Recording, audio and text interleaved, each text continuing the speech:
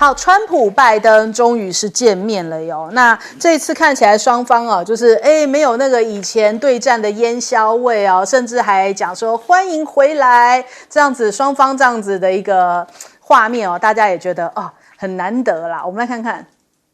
Politics is tough, and it's many cases not a very nice world, but it is a nice world today, and I appreciate very much a transition that's so smooth. It'll be as smooth as it can get.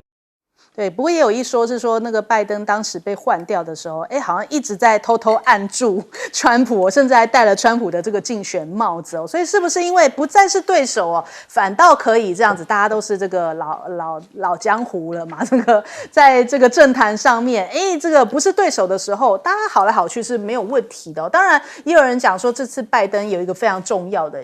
这个用意，就是他希望川普能够延续继续来援助乌克兰，因为他告诉这个川普说，援助乌克兰其实是符合美国利益的，但是这是跟共和党甚至跟川普一直以来主张的，就是说不要再援助乌克兰，这是背道而驰的。那所以因此，布林肯要赶紧有动作，他说誓言在拜登交棒之前要加强援乌，强化北约，因为可能川普一上来这些都要瓦解吧。俄罗斯也加大了这个轰炸这个基辅这个乌克兰首都的力道哦，他在13号的时候又再度对基辅发射飞弹，上次攻击其实已经有一段日子了，不过这一次巡弋飞弹、洲际飞弹、无人机齐发。那现在乌克兰很担心这样子的攻击会不会造成冬天来临的时候，因为能源系统都已经大量受损，恐怕这个冬天很难过，又会停电，而且又是个寒冷的冬天。那再来美国美军现在自己内部已经出现了混乱，为什么这么说呢？就是因为从国防部长这个角色开始这一次用了这个福斯新闻的知名主持人赫格塞斯担任接下来的国防部长，美军自己本身都很震撼那连共和党的高层都讲说他缺乏管理五角大厦的经验吧。他虽然有从军可是也不是这样子一个军事管理的角色啊。那民主党议员更是普遍反对这个人事案。我们看到这个麻州联邦的参议员华伦，他就说赫格塞斯根本就不够格来领导联邦政府最大的机关五角大厦那他为什么要用这个赫格塞斯呢？主要就是说要太除觉醒降临，因为不论是川普也好，不论是这个马斯克也好，好像对于这个觉醒活动都很有意见嘛。特别是马斯克他自己的儿子，他又说，甚至形容他儿子已经不是儿子了，就儿子已经死了。他用这样的一个字眼，他说这叫做觉醒病毒所以他们说，这个觉醒的活动就是造成现在美军不强盛的原因。他说让他们自己都不觉得自己是一个这个男性，然后是这样的一个角色跟思想，所以川普用他的原因就是因为冲着这个觉醒运动而来那赫格塞斯更是常常以公开这样批评觉醒政策闻名，所以他可能是衔命而来。那但是呢，我们看一下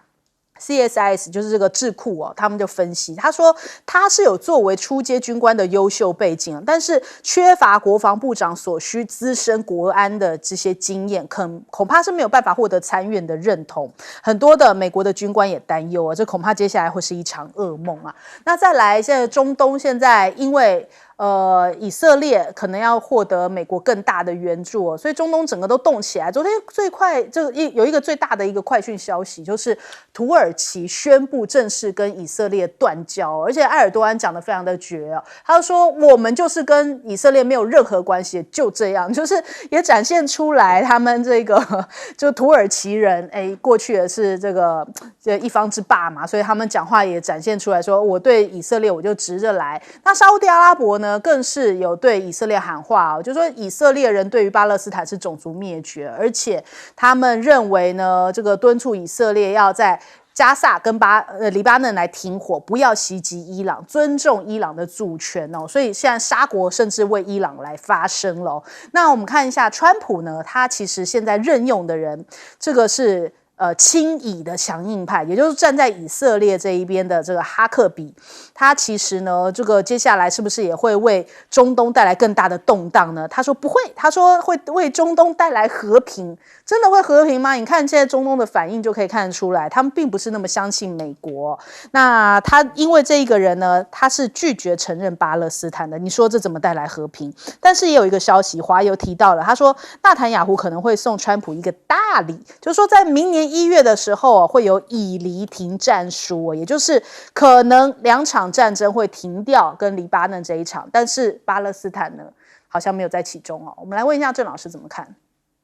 这2个前后将卸任的总统在白宫交接了哈。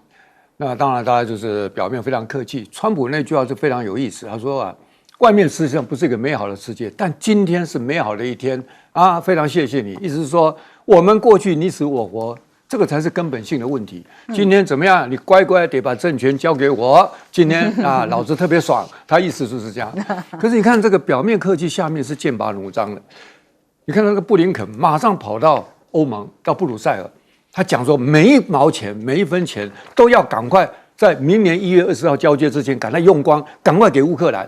我要看他们说批准，原来很多美国的相关的武器是要后送到乌克兰之外维修，他要批准。让那个军火商直接到乌克兰去维修，省掉时间，又可以加快速度，这干什么了？都在抢，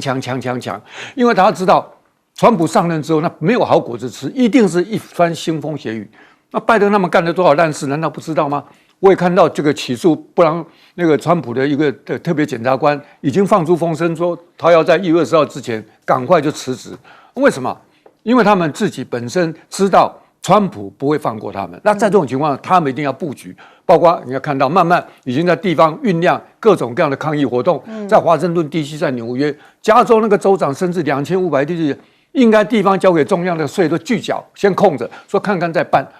那川普这边，其实从外人看，觉得这家伙好像很离谱，都是站在旧有的意识形态看他。抛开我们的喜好，我是非常我美国的我都不喜欢，但是你川普，你想想看，他只剩4年。前面经过这样的一个血战，那个已经是生死之仇，他还能够改革逐步什么？他当然是一鼓作气，而且是非常强烈的。那你看他在事跟人上面，比如说我看他要把那个中央部会里面的教育部废掉，我一听这个，那我们不了解他们的历史啊，他们后来设的教育部，他认为这个无效率，几千人他都无所谓，他准备要把它废掉。另外呢，他新设的像马斯克去搞那个效率部，要把那个公务员要怎么样整顿，马斯克已经讲了。我会公开，我要砍谁砍谁，砍什么砍什么，公开。你们有意见来讲，没有的意思说他是一个公开透明。那像马斯克这个事，我们看到他在商界，他在各种科技界是有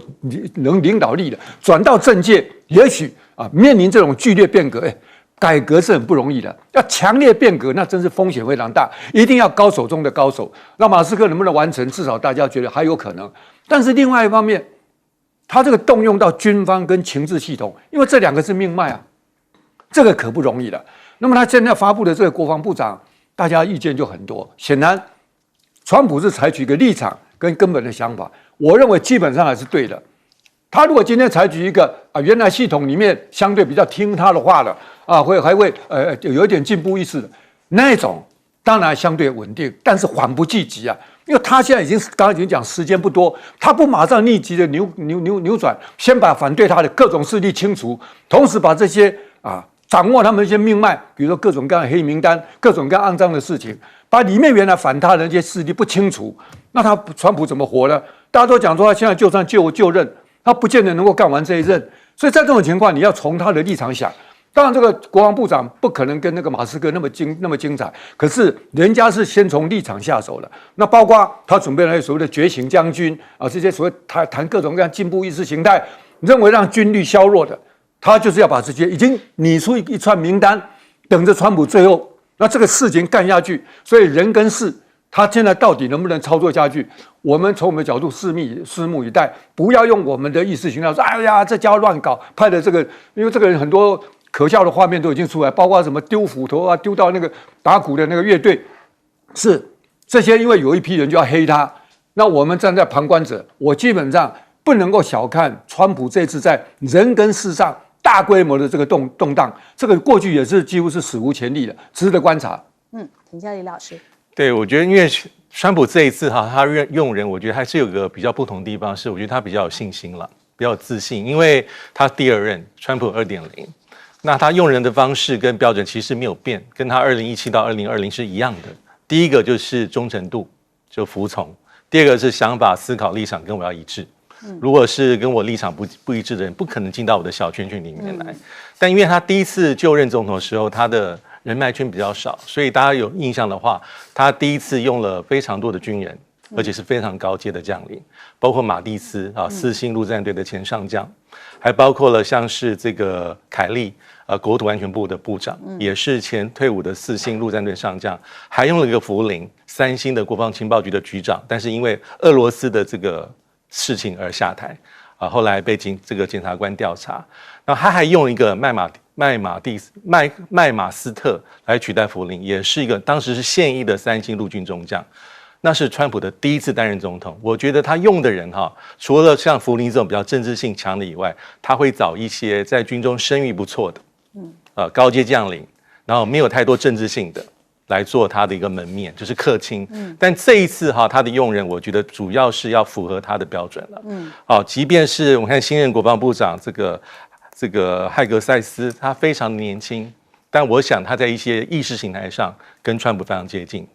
那包括在竞选期间，我认为他都给川普很多很多的建议。那再包括像是国务卿再包括像是国安顾问。基本上都是旗帜鲜明，代表什么？代表说，川普不用像他第一次当总统的时候，国安团队要找这么多的一些资深的，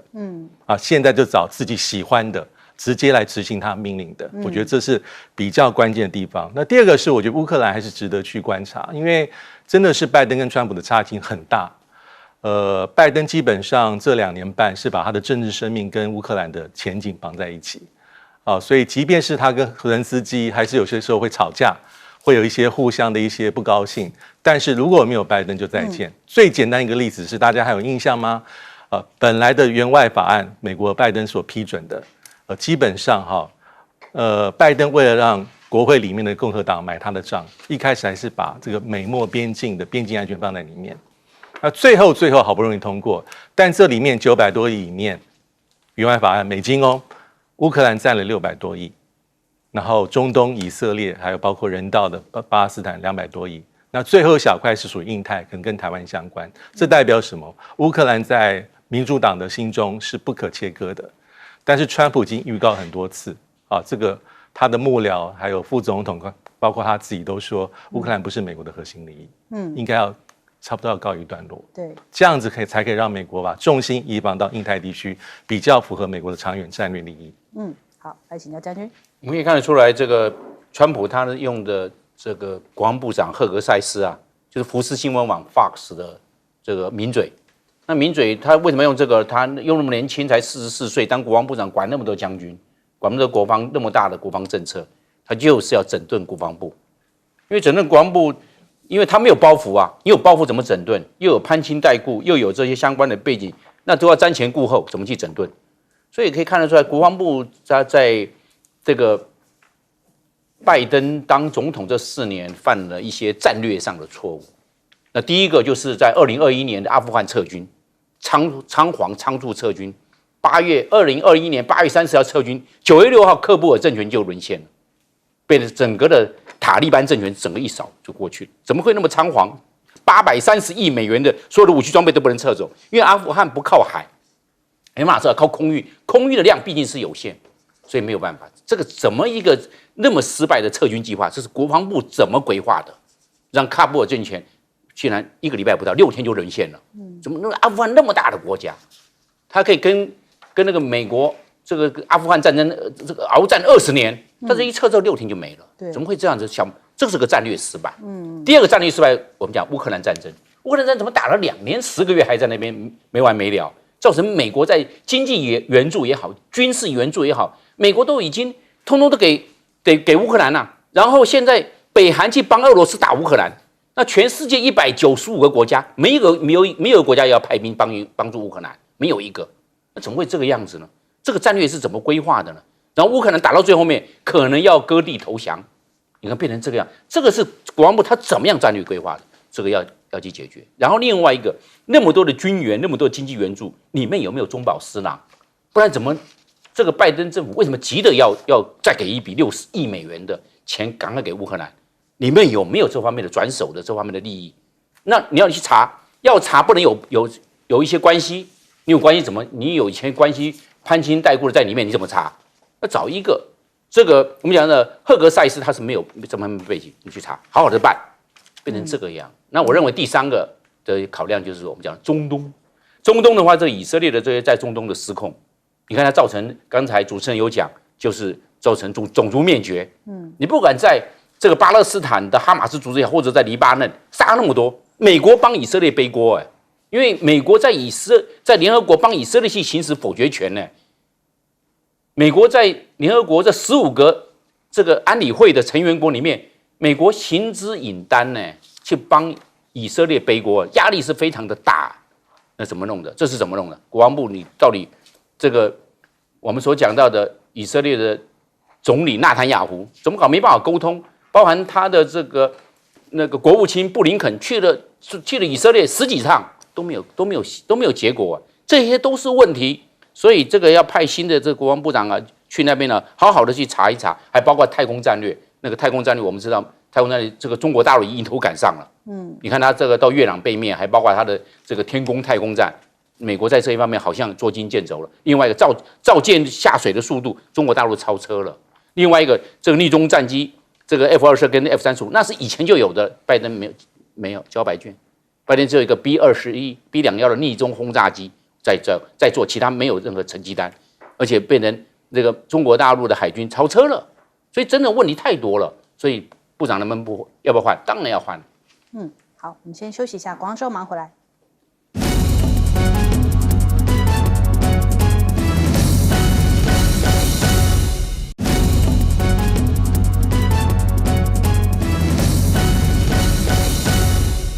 好，最近马斯克是不是真的飘了哟？你看到他自己在他的 X 上面一直在发文，因为他现在要当部长了呀，要当狗狗部其实是政府效率部，刚好这个缩写就是 Doge， 所以他自己用 AI 一直这样子生成他自己这样子又戴着墨镜穿着皮衣这种照片然后当部长，感觉真的好像很得意然后还有合成的另一张，又有川普又有他，旁边还有一只狗狗他真的是很懂得网络迷因梗所以他自己现在一直在发这些图，让大家知道说我要当部长了呀。那这个当部长要做什么事情呢？新官上任3把火，他说他接下来要推出纳税愚蠢支出排行榜他说因为要削减一些不必要的开销，所以他接下来要用这样的一个方式让大家来提供说还有什么值得要削减的一些预算告诉他们，然后他把它列出来透明化。那这个被称为说是这个时代的曼哈顿计划。那川普也转发马斯克这个转发了过去的专访，提到了美国有428个联邦机构他说削减99个只是绰绰有余而且他说有一些可以建议削减的项目他也都会听取大家的一些意见。那川普也扬言说要废掉美国的教育部，说要让各州来安排课程哇，这个真的也是让大家蛮压抑的一个消息他说其实各州就可以这样子自己来安排教育课程，还可以省下不少钱呢。那另外呢，这个川普对 TikTok 倒是跟他第一任的时候的态度非常不一样他第一任的时候就一直不断说要把这个 TikTok 卖给什么微软或者是说TikTok 要赶出美国始终都没有办法而且他这一次其实也说是靠 TikTok 而赢的他这一次就反过来拥抱 TikTok， 而且呢，就是在 TikTok 上面呢，他现在就是获得了非常大的声量，不只是有网红助攻他其实还有一些互动的短码，在这上面也成为他这一次的成功的这个秘密武器。那因此他现在打算要来终止这个禁令。这感觉上也是一个蛮大的转变这是不是也对于中国大陆来说是释放一个友善的讯息呢？只不过川普的当选还有一些这种来自民主党的反弹声浪，来自纽森这个加州州长他就讲说接下来要扣2500亿美元的税收要来跟这个中央进行谈判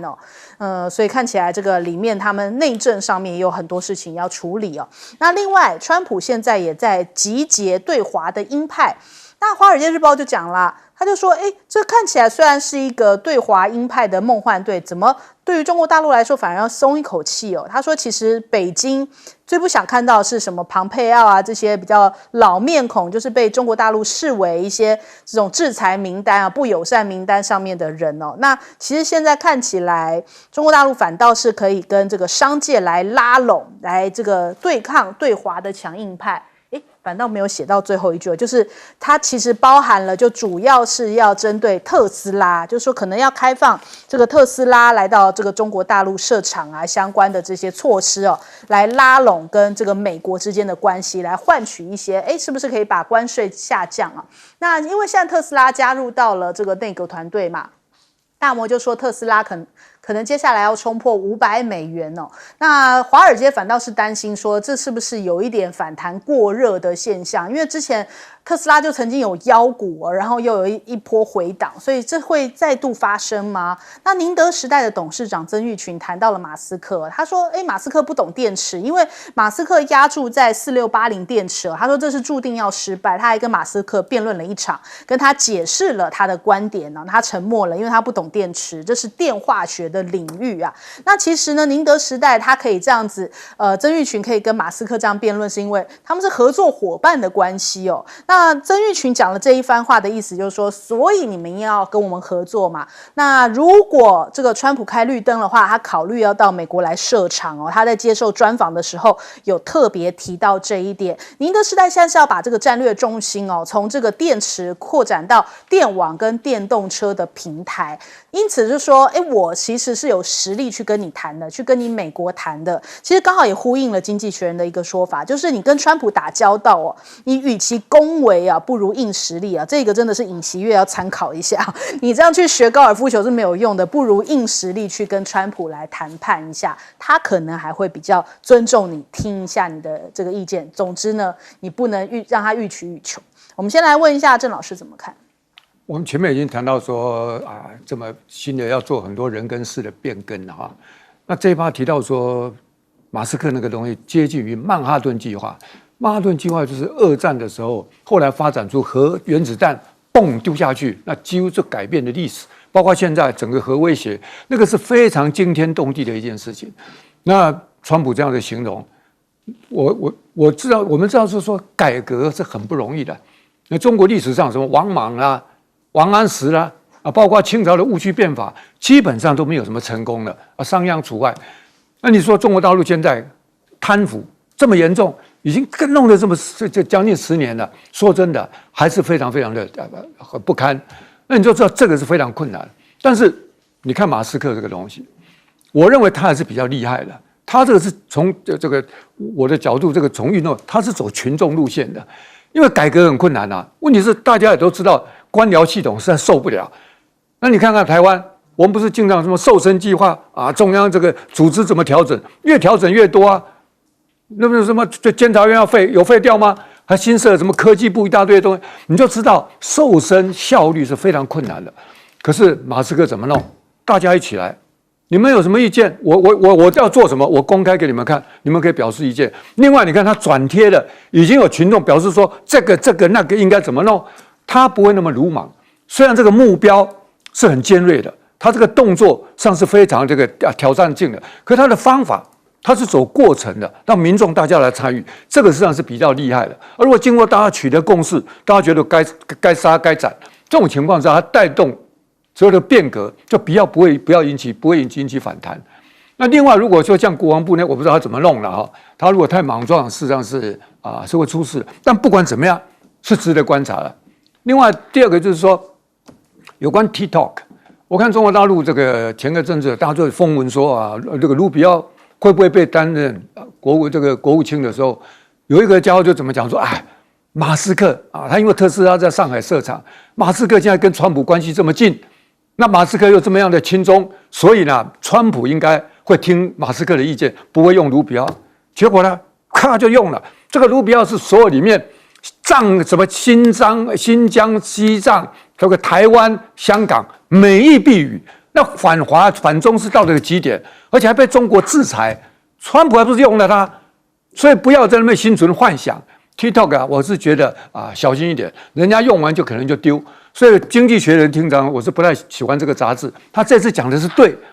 对川普讨好拍马屁，像尹锡悦，我们前一趴谈到没有用，他就是看实力。所以每一个国家要把自己的利益看好，不要想东想西，用一些歪招，就是把实力建立起来。像珠海这个航展这种东西，面对新的川普这个变局，他要安内攘外，他安内又要做剧烈的变革，所以拭目以待。如果他不这样变过去，他也没有办法进行他的美国再次伟大。但是呢，他安内完之后，他往外的时候，大家不要心存侥幸，所以准备怎么样来硬碰硬的，借机把挑战当作自己成长的动力，让自己的国家进步更快。这个才是因应之道。来请教李老师。对，我想这个现在大家都很关注这个效率部哈，但是效率部可能严格意义上来讲，它并不是一个真正的所谓的联邦机构啊，它应该是比较像是个咨询的机制。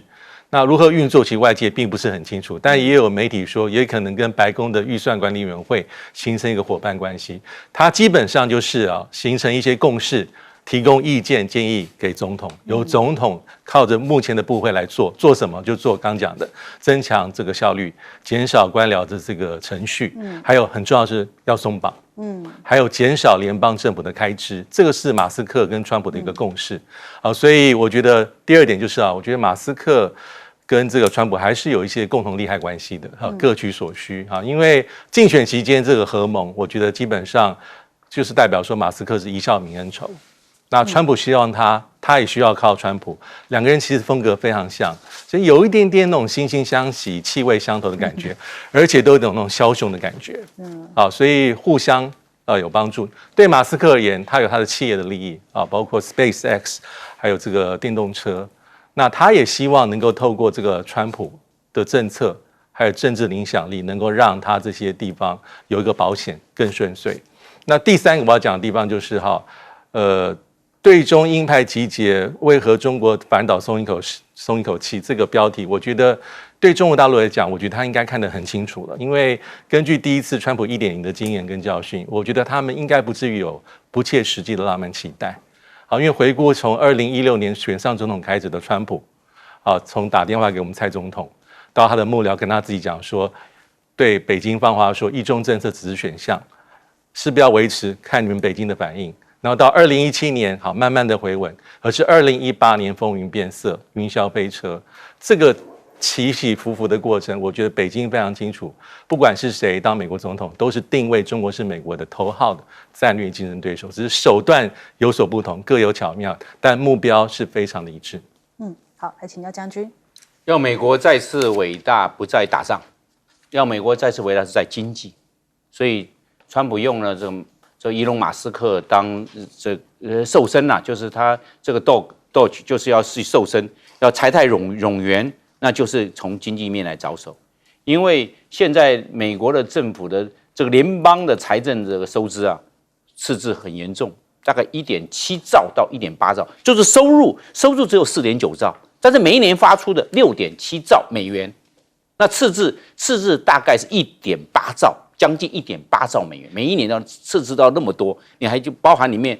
要还国债的利息，将近1兆。现在国债36兆美元，那么多那怎么样去？所以川普上任，他的压力是非常大的，赶快先瘦身，把冗员先裁掉。一定美国要伟不伟大，不是在打仗，他可以看得出来。所以川普他已经看出来，就是把经济表现好。但是问题是，川普面对的4个包袱，第一个包袱国债重。国债只会增加嘛，因为利息36兆，那明年的又1兆，明年底的话，那国债最少37兆到38兆，为什么？利息国债息要出来是不是这样？那第二个，贸易赤字非常严重，美国每一年的贸易赤字将近1兆，9000多亿美元嘛，那绝对就不是要破1万亿，就是1万亿就是1兆就是1兆美元，所以可以预估出来，2024年、2025年美国的贸易赤字没有办法立刻降下来，因为这改革马上，你不是说马上就改，那你马上一改的话，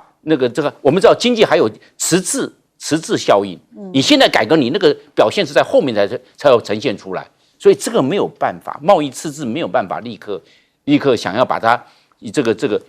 由负变正，不可能的事情，只能说由9000多亿降到7000亿就了不起了，但最起码他有在做是不是？而且乌克兰战争，美国给那么多钱给乌克兰。这些都是美国这方面的包袱负担。第三大，我认为制造业萎缩，美国制造业一直在萎缩，美国制造业现在总体的 GDP 只剩下12%，其他都是服务业嘛。制造业在萎缩，怎么样去把这个制造业的萎缩把它扶起来，让制造业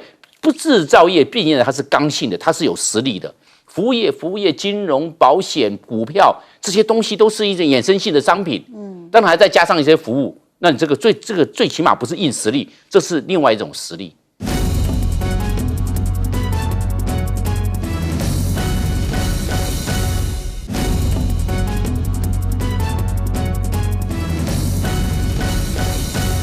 好，我们来看看这个很离谱的状况哦，因为最近珠海航展大家看到了歼35的亮相嘛，那想不到这个歼35是不是也让这个美国感受到一股威胁跟压力了？在美军的一个军方的社群哦，就被美国网友发现说，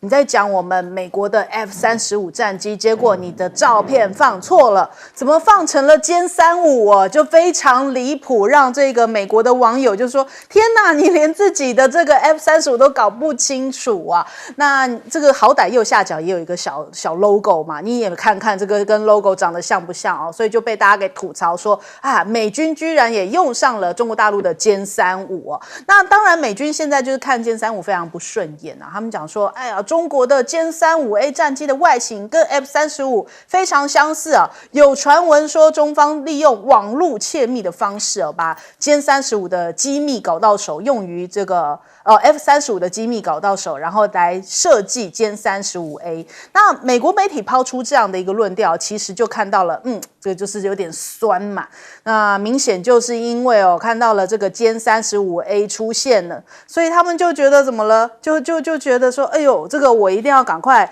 讲说你是来偷窃我的这些概念啊、设计啊。但是因为这个歼35感觉整体来说性能已经超过了美国的 F-35，所以美国就是不想承认中国大陆在科技领域拔得头筹。歼35A 的出现让美国无法接受啊。那再来，最近大家一直在讲到这个博格丹啊，这个传奇飞行员，俄罗斯的传奇飞行员，他这个到中国大陆参加这一次的珠海航展，他就一个人就是背着一个小的肩背包哦，然后就这样子，一路这样架着这个苏57哦，就是飞到了那边。那到现场去也是跟大陆的媒体啊、观众啊很亲切的互动，很多人去找他拍照，因为他算是一个传奇飞行员。然后就有人讲说，你怎么没有穿这个抗和服就飞到了珠海呢？他就说，因为我穿了中国的飞行服啊，所以就表示说现在中国大陆跟俄罗斯的关系挺友好的。那的确呢，他还讲说歼35A 的研发跟舰载能力令人惊叹哦。他这一次去到珠海航展，买了好几台这个中国大陆的这个什么歼20啊，什么相关的一些模型哦，作为纪念。那人民日报有提到了，他说其实呢，战斗机的命名哦，战斗机还有通用飞机、无人机这8大类的军用机种呢，其实他们都有正式的名字。龙系列代表的是陆基战斗机哦，比方说像猛龙啊，那威龙。歼就代表什么歼10啊，猛龙代表歼10，威龙代表歼20。那歼11跟歼16分得名字应龙跟潜龙哦，它们源自于周易跟山海经哦，所以原来有这样的一个典故。那还有我们看看。珠海航展的这个 VVIP 们呢，就是沙国他们的皇家空军哦，进场扫货，他们年度的军费就高达了758亿美元哦，所以在这个展出的现场啊，到处都可以看到这个沙国的中东买家的身影啊。那还有呢，他们在里面逛的时候，还跟中国大陆的记者们热情的互动啊，还请这个大陆的记者喝咖啡啊。我们来看看画面啊。对，我们看到就是这个当记者去采访这个中东他们的买家的时候，就说那请你喝杯咖啡吧。所以可以看出来，其实现在这个沙国跟中国大陆的这个关系也是非常友好，因为他们说已经连续7年来参加这个珠海航展了，看到中国大陆的这个战机这个 CP 值很高，所以他们就是要特别来选购一番。另外呢，还有2名外国军人哦，就是在中国大陆的武器前面哦，寸步不移的在那边盯着看。我们也来看一下画面哦，就就被网友们捕捉到这个画面，就说哇，他们就在那边站了好久哦，从上到下，从左到右啊，研究了老半天呐、所以可以看得出来，他们对于这个武器有多么的喜欢，然后也想要研究说，哎，怎么会做得这么的好哦？所以对于这些想要来买的买家们，他们当然是特别的喜欢，就是遇到了喜欢的这个武器，就是赶快下单前研究清楚。另外还有这个绍伊古也到了中国大陆来参观这个航展哦，甚至连小米的雷军都出现在这个珠海航展，要登上运油20来参观。那综合这些其实路媒的报道，就说这次其实不光是 C919 哦，连 C929 宽体客机哦都出现了，它的航程可以到达12000公里哦，已经展开初步的设计工作。那现在已经这个正式亮相，而且已经有订单下单了。还有小鹏汇天分体式的飞行汽车，也被称为叫做陆地航母的这个飞行器哦，你可以看到，哇，它其实也是在珠海首次全球公开亮相来试飞哦。那全程是采用这个自动驾驶，也让大家觉得说，哇，看到这样的一个科技的十足的进展。另外呢，我们看这个珠海航展呢，其实也有一些2种导弹涂防的技术哦，这个中国大陆他们的飞弹导弹系统的路径十分丰富，一款呢叫做 CM98 的隐身飞航导弹武器的，它也是首次的亮相哦，所以大家看到说啊，这次真的是看到中国大陆在各方面的这些军事上面的一些十足的军力展示。那另外还有一个人，他最近要哭了。尹锡悦，我们知道，当川普回来的时候，他就讲说，已经有这个消息，韩国媒体讲他已经开始在练高尔夫球了，因为想要跟川普拉近距离。毕竟呢，前一阵子他都是押宝在拜登身上嘛，结果没想到这个消息是不是传到川普耳朵里啊？他就说暂时不打高尔夫球，哇，那不是糟糕了吗？那白练一场，这个高尔夫球杆又要收起来，是不是因为之前跟拜登一起唱美国派就得罪了川普嘛？那现在你看到美日韩的确很紧张哦，因为俄朝现在站在一起，然后加上这个中俄的关系也十分的友好，所以呢，美日韩的军演呢，看到了华盛顿号的航母也已经出动了。那在菲律宾这边，南海的争端也在升级当中。黄岩岛的领空、领海呢，有看到中国大陆啊，组战备警巡哦，已经在这边依法来加强这些巡逻警戒活动。所以现在是不是这个中非的南海主权争议哦，已经持续在升温当中呢？我们先来问一下张将军，将军怎么看？这个 F-35A 是因为已经有了，早就已经有了这个歼20，那歼20出来量产了将近300架了，所以在这一方面的新鲜感就没有了。那 F-35A 刚出来，所以大家就把这个焦点目光放到这个 F-35A 去了。那 F-35A 算是一鱼三吃，因为它将来的时候不是会用在这个空军在使用 F-35，第二个海航也用，因为海航的话它将来要落在这个福建舰的电磁弹射，或者是落在辽宁号或山东号的航空母舰也可以，这个是海军也要用，海航在用。那第三个，将来的外销版的逆中战机就是 F-35。所以它又有外销，又海航，又空军，变成这个一鱼三吃。那歼20不会外销，那歼20只有空军，海航部队没有歼20，也不可能将来歼20会外销，那是非常久的之后的事情。那我们现在看，为什么是 F-35A？ 好像这一次的话，在这个珠海航展，好像大家都很受瞩目，因为我们知道美国的 F-35，美国 F-35已经10年了。从2015年，现在是2024年年底了，已经用了10年了。那这10年的话，整个 AI 的技术变化非常的快速，尤其是晶片。那这个 F-35用后来的这些相关的技术 ，AI 的技术，还有复合材料，那它又轻很多。你看它还那个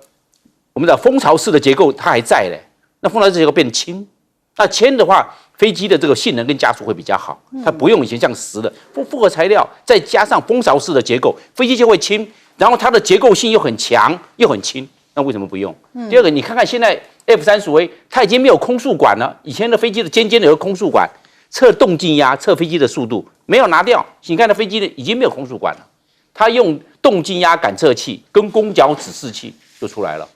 已经没有空速管了。那空速管整个都省掉，变成也电子化、数位化了。你看看它这个整个又比较灵便。那你看看这个。那个美国的 F-35，因为它还是有一点点有传统的，它的传统这一方面还没有完完全全被数位化，变成电子化，还没有。那 F-35A 它把这些我们可以讲到的就是后来居上。后来的话，你可以把前人的这些所有的技术，把这个条件整个清单打开，然后有哪一些可以拿 AI 做取代，是这个样。那这样的话 ，F-35A 在这一方面就会在性能上就比较灵活灵便，因为它比较轻嘛，是这样。然后功用也会比较多嘛，这是它的一个比较受瞩目的、比较受吸引的一个地方。另外我们来看，因为 F-35A 它是双发动机，它是2具的涡闪，我们讲涡闪13。那这2具涡闪13，毕竟美国的 F-35它是单发动机，那双发动机相对的安全系数会比单发动机的安全系数要高。那你这样的话，换句话说 F-35的这个安全性就会逊于歼35A，会这样，因为它双发动机嘛，就算有一个发动机失效，它还可以拿另外一个发动机把它飞机飞回来，没有问题。但是美国的 F-35，它只要发动机失效，那就这个发动机啊，那就没有替代了，那可能就要做弹射跳伞或者其他的处置了，变成这个。所以我们来看这个比较，我们要拿很多的这些条件呢，拿来做比较，到底是美国的 F-35比较好，还是中国大陆的歼35A 比较好？把这些清单通通拿起来。美国的这个 F-35闪电逆中战机，10年了，有些这些装备，除非它去更新，除非它的性能提升，但是还没有到这个阶段，性能提升要20年，也就是还要10年后再性能提升，把这些相关的再来做一个我们讲的做一个更换。那换句话说，在10年之后又有更好的技术了。因为科学的技术是没有止境的，新陈代谢的速度，自从这个 AI 人工智慧加进去之后，新陈代谢的速度非常的快。所以我们看到原来 F-35A 在这一方面，这个歼35A 比美国的 F-35在某些方面已经具有一些优势，但是就成熟度来看的话，还是美国的 F-35在成熟度，毕竟它整个量产，包括世界各国的这些 F-35加起来已经突破1000架了，在成熟度上面，应该是美国的 F-35也有占优势，所以并没有说哪一个是绝对的优势。好，来请教郑老师。它这个珠海航展已经第15届，那台湾基本上是不太关心。那事实上，大家看到邵逸谷今天也去了，那这个过程中有1000多家40几个国家地区的都到那个地区去参观。当然比较软性的就是他们有好几位漂亮的女飞行员就展现那个李英姿也跟那个俄国那个传奇飞行员这个都形成很好的画面，吸引注意力。但是硬的方面呢，出现了非常多过去大家认为说中国大陆是低调的掩藏的。后面我们刚刚提到的，比如说韩国那个尹锡悦，你拼命想学着跟人家打高尔夫球，人家一下子不打了，也是你经常在后面跟讨好，那分一杯羹吃，这个时代已经过去了嘛。美国就是希望你这样，你看看一开始强调说好像35是抄他的，就算抄又怎么样？以我对中国大陆的了解，他们今天能够把歼35拿出来，后面已经更辛勤的已经准备好在那里了。那如果抄那边当年不是抄过这个莱特兄弟发明那个东西，讲那种话就是酸。那重点我要讲说，中国大陆已经展现自信，不像在过去掩着藏着。他们这次除了这些几个歼20、歼35之外，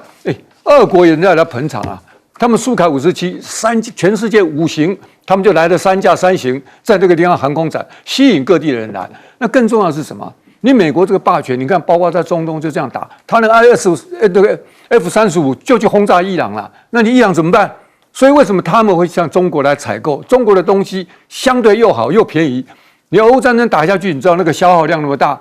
能够像美国人这样吗？动辄那个高价的这样搞，那你这些被他压迫的，你要防卫怎么办？你知道另外找寻空间，另外找寻市场。中国大陆沉潜了这么久，靠自己研发，然后这展现出很多新的武器。所以为什么包括沙特已经是常客了？而且你看到那个现场，我还看到那个漂亮的那个有颜值的女军官在旁边陪着他这个操控模型，才乐滋滋的。他们在那个地方有选择，不要这个不会怎么样了。要不然你美国独大你什么东西得看他的。你现在只有谈判筹码，不一定要都听你美国的。到这个地方，中国有很多可能的其他的选择性的。我还看到说这次，我看一个，你刚刚这里面提到说那架什么导弹这个，我还看他们公布一架叫虎鲸，就无人的，可以长前作战的，可以航行400海里，就是来回上海到新加坡来回不用加的东西。更重要的它是怎么样？它完全 AI 控制的，上面还有飞那个直升机的甲板，如果配合无人机，那你看看上面还包括这个导弹的这个空间，那个重达500吨，很多那个小国家的主力舰、主力艇都还没有它这个厉害。中国大陆也给它公布了，出现各种各样的新的东西，比如它这次出现那个红旗19，它那个 F-35已经在那中东搞，你不弄几个红旗19，你永远只有挨打的份。所以关键这样的一个航空展现了中国的实力，美国那个酸就表示他们嫉妒。那我跟你讲，不用再藏了，那大家就现在各凭本事。更重要的是，很多受欺压的弱小国家开始慢慢往中国这边靠拢，同时它也是个非常庞大的市场。这个样的市场出现的时候，可以形成一个正向的循环。希望下一次航展的时候会出现更多让人家这个眼睛一亮的东西。这个是台湾应该要看到，不要再关起门来。我也看到我们这个经常上节目，我们那个海军的到那个现场去啊，讲的都哽咽啊，说看到这个东西啊，对，觉得中国的强大，然后对台湾井底之蛙。是啊，是应该到那边去看看吧。看看人家进步到哪里，不要天天以美国的价值观为唯一的价值观。好，请教李老师。对，我刚刚看到那个有讲到川普打高尔夫球哈，因为尹锡悦报载说他正在练习啊，因为高尔夫球外交的确是应该蛮能够打动川普的。怎么说？因为有人统计哈，就是川普在全球大概拥有19个高尔夫球场。我们如果还有印象的话，在9月中的选举的时候，川普第2次有可能遇袭，他就在打高尔夫。因为那个枪手是躲在这个草丛里面。那为什么要这样说哈？因为有人统计过，在川普第1次当总统的时候哈，总共有1461天，他大概有307天有去打高尔夫啊，包括2017年91次，18年75次。这个19年87次，2020年因为疫情的关系，他打的比较少，但是也有50几次。那为什么大家这么希望用各式各样的办法去跟川普有接近的机会？其实道理很简单，因为第一个他还是美国，目前当今对这些亚洲的美国的盟友来说，他最重要。第二个又因为他是川普，因为川普的这个风格比较特别，而且是之前就很多的记录是他会用大力敲打盟邦的方法取得他所要取得的，所以这一次哈，因为尹锡悦，毕竟尹锡悦是跟拜登关系非常非常好。我们如果还有印象的话，去年4月份的时候，尹锡悦去了华府，就是唱这个美国派。那这个拜登给他非常高的一个礼遇，最后双方签订了所谓的华盛顿宣言，美国也非常大方，要提供所谓的这个延伸核组。核子保护伞，而且是明定在文件上面。但是现在换成川普总统，根据川普过去的发言记录，他会觉得说，日本、韩国你们付出的不够，包括基地的防卫分担。那还有一点就是，我们如果回顾一下过去的日本，我不知道大家有没有印象，在川普第1次当总统的时候，2017年。他2017年有个12天的亚洲行，当然重点是中国大陆，但他去了日本，也去了韩国。当时的安倍晋三是非常高规格，想要讨好川普，送上了顶级牛排，而且也一起打了高尔夫。相对而言，那时候的韩国这文在寅是比较就1天的行程，所以双方会做比较。我的意思是说，这种联盟体系、联盟关系跟伙伴关系，其实大家会这么的在意，就代表说川普过去的执政记录，所以盟友跟所谓的美国的伙伴在印太地区、在亚太，还是非常希望能够拉拢美国，有美国的关爱眼神。